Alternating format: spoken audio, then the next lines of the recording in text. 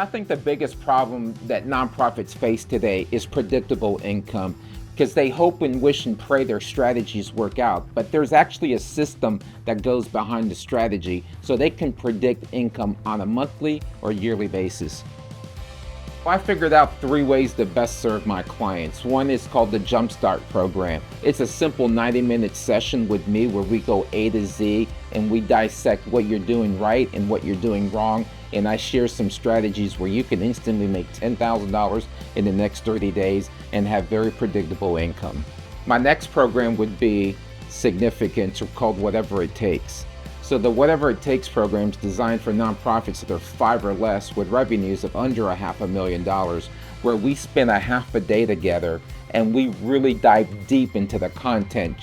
It's kind of like taking the Jumpstart program on steroids and going deep so you can have a successful event.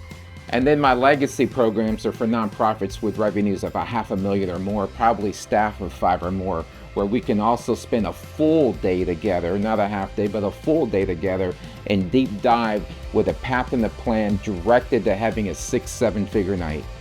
Predictable revenue really truly changes everything.